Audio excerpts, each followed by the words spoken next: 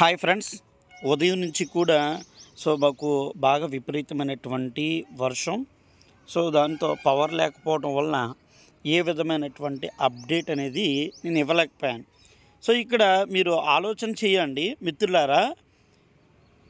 ప్రతి విషయాన్ని మీకు థంబ్నెయిల్లో పెట్టినటువంటి ప్రతి విషయం దయచేసి ఈ వీడియో చూస్తున్నటువంటి ప్రతి ఒక్కరికి కూడా మీకు అన్ని విషయాలు కూడా అర్థమవ్వాలి. BEd DEd final year exams రాసిన వారికి డిఎస్సి అవకాశం కల్పించాలి. ఇప్పుడు ప్రభుత్వము కూటమి ప్రభుత్వం నారా లోకేష్ గారికి అయ్యా నారా లోకేష్ గారికి అభ్యర్థులు మరియు డివైఎఫ్ఐ అలాగే ఇక్కడ ఉపాధ్యాయ సంఘాల నుంచి కూడా ప్రభుత్వానికి అయితే కనుక వినతులు ఇస్తూ ఉన్నారు.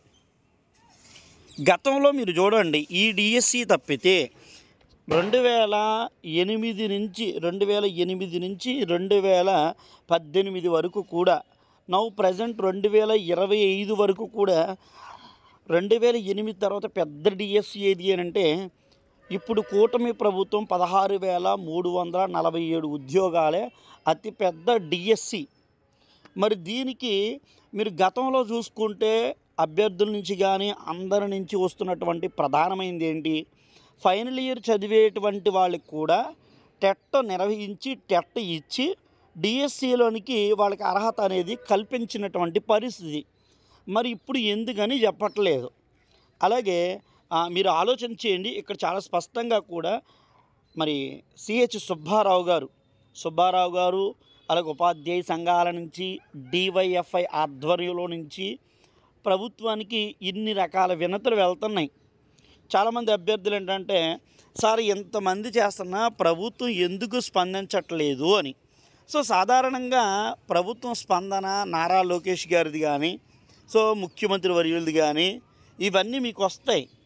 అలాగే కొన్ని గ్రీవెన్స్ ఈమెయిల్ నుంచి అయితే గ్రీవెన్స్కి మేము పెడితే గ్రీవెన్స్ నుంచి ఒకటి వచ్చింది సార్ అని. నాకు అర్థం కాని విషయం ఏంటంటే, గ్రీవెన్స్కి ఏది పెట్టినా కానీ వస్తుందా అండి? ఎందుకంటే అభ్యర్థులు ఒత్తిడి తట్టుకోలేక అధికార యంత్రాంగం అయితే ఖచ్చితంగా మెయిల్ అనేది రిప్లై ఇవ్వడం జరుగుతుంది. ఇక్కడ మీరు చూడండి, డిఎడ్ బిఎడ్ ఇదేదో నా స్వార్థం కొలిది నేను ఏది చెప్పింది కాదు. ఇక్కడ అభ్యర్థుని దృష్టిలో పెట్టుకుని అభ్యర్థులకు వారికి అనుకూలంగా నేను ప్రతి విషయాన్ని చెబుతూ ఉన్నా. కొంతమంది అయితే కనుక ఉంటారండి, స్వార్థపూరిత వ్యక్తులైతే కనుక ఉంటారు. అటు డిఎస్సి అభ్యర్థులు ఉంటారు, అలాగే ప్రముఖమైనటువంటి వ్యక్తులు. అంటే వాళ్ళు కనీసం పరిజ్ఞానం అనేది ఉందా లేదా? పరిజ్ఞానం లేనటువంటి వాళ్ళు ఈరోజు ఎంతమంది నీకున్నటువంటి కేవలం 42 సర్వీస్ కమిషన్ అనేది 42 వయోపరిమితి, అది కూడా తెలియకుండా మీకు చూడండి వచ్చిన మెయిల్లో 42 నుంచి 44 చేశారు వయోపరిమితి. మరి ఇక్కడ మీరు ఆలోచన చేయండి, 2018 వరకు కూడా ఇన్క్లూడింగ్ 2024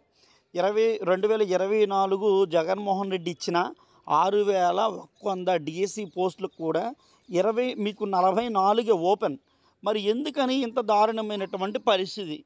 ఇక్కడ ఏం చెప్తున్నారు, నాదెండ్ల మండల కేంద్రంలో పత్రికా విలేకరుల సమావేశంలో భారత రాజ్యాంగ పరిరక్షణ సమితి వ్యవస్థాపక అధ్యక్షులు సిహెచ్ సుబ్బారావు గారు మాట్లాడుతూ డిఎస్సి పోస్టులకు సంబంధించి రిజర్వ్ కేటగిరీ అభ్యర్థులకు అర్హత మార్కులు తగ్గిన విధంగా జనరల్ కేటగిరీ అభ్యర్థులు కూడా వర్తింపచేయాలని, BEd and DEd final year exams రాసిన అభ్యర్థులు కూడా డిఎస్సి రాసే అవకాశం కల్పించాలి, టెట్ పరీక్షలు నిర్వహించాలి అని, డిఎస్సి సిలబస్ విస్తృత దృష్ట్యా డిఎస్సి పరీక్ష వ్యవధిని కాలాన్ని 90 రోజులకు ఉండే విధంగా పొడిగించాలి అని, కంప్యూటర్ బేస్ టెస్ట్ నార్మలైజేషన్ విధానం వలన మెరిట్లో ఉన్న స్టూడెంట్స్ నష్టపోతుండడం వలన డిఎస్సి అభ్యర్థులకు నార్మలైజేషన్ ప్రక్రియ ఇష్టం పడడం లేదని, ఆ విషయంలో ప్రభుత్వం సానుకూలమైన నిర్ణయం తీసుకోవాలి అని, 7 సంవత్సరాల పాటు డిఎస్సి నోటిఫికేషన్ లేకపోవడం,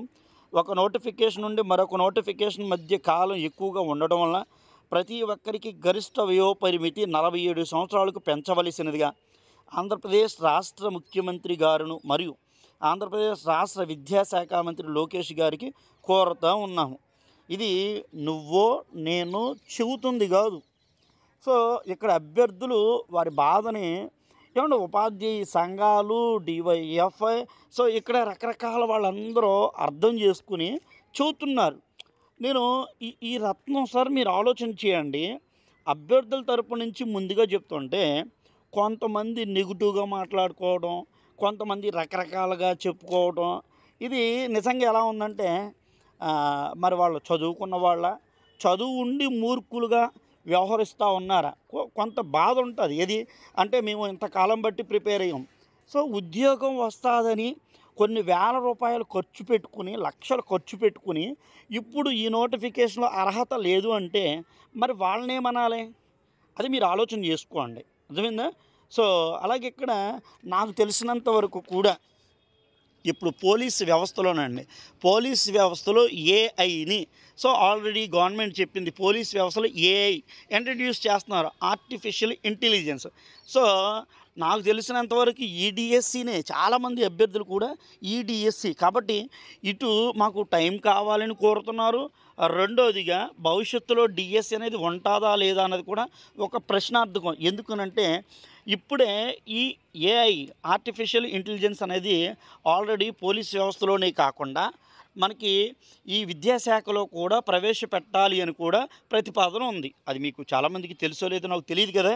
సో ఇది ఆలోచన చెయ్యండి.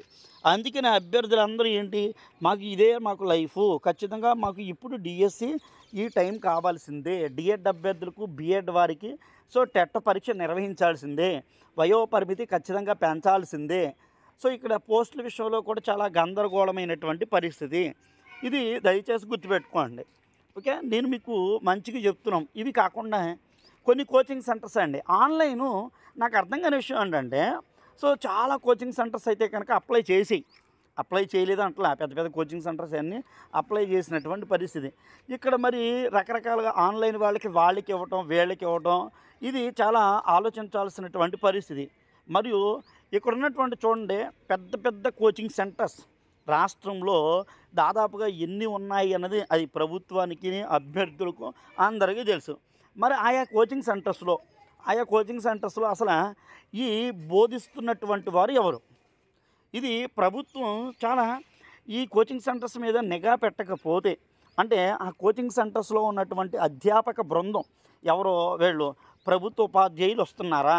ఓకే, ప్రభుత్వ ఉపాధ్యాయులు. ఎందుకనంటే వీరేమో ప్రభుత్వం దగ్గర జీతాలు తీసుకోవటం, మరియు ఇక్కడ కోచింగ్ సెంటర్స్లో వారిచ్చేటువంటి సో ఆ రెమ్యునేషన్ తీసుకోవడం, ఇది ఎంతవరకు సబబు అన్నది కూడా ప్రభుత్వానికి తెలియాలి. కనీసం తెలియకపోతే మరి ఈ విద్యాశాఖలో మేము ఎక్కడా కూడా రెండు ప్రభుత్వం ఎవరికి అన్యాయం చేయదు అంటే ఇక్కడ విద్యా వ్యవస్థలో నిర్వీర్యం అవుతుంది.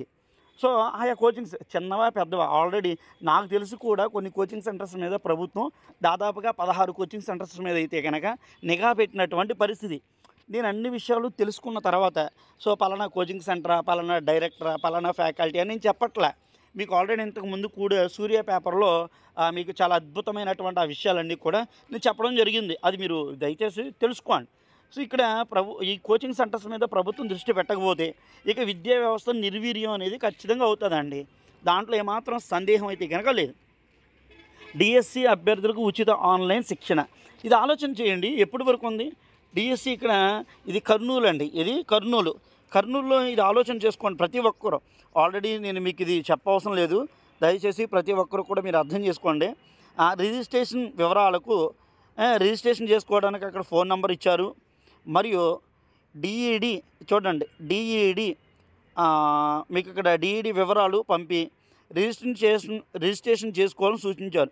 రిజిస్ట్రేషన్ చేసుకున్న అభ్యర్థులకు సిలబస్, పాఠాలు, ప్రశ్నాపత్రాలు యూట్యూబ్ ద్వారా అందుబాటులోకి వస్తాయని, దేని ద్వారా కండి యూట్యూబ్ ద్వారా అందుబాటులోకి వస్తాయని, మే 7వ తేదీలోగా రిజిస్ట్రేషన్ చేసుకోవాలని కోరారు. నాకు అర్థం కాని విషయం ఏంటంటే మే 7వ తారీఖు ద్వారా ఏంటి అంటే మే 7వ తేదీ, ఇది ఆలోచన చేయండి ప్రతి ఒక్కరూ. మే 7వ తేదీ వరకునంట, అంటే అసలు నెల రోజుల్లో అయిపోతుందా?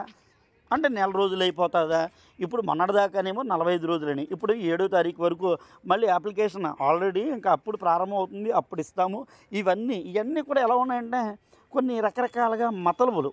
సో, మతలబులు కనపడతా ఉన్నటువంటి పరిస్థితి. సో, మిత్రులారా, నేను చెప్పిన విషయం దయచేసి మీరు ఆలోచన చేసుకోండి. అన్ని విషయాలు ప్రతి ఒక్కరికి న్యాయం జరగాలి. నిరుద్యోగ అధ్యాపకులు కూడా అన్యాయం జరుగుతూ ఉంది.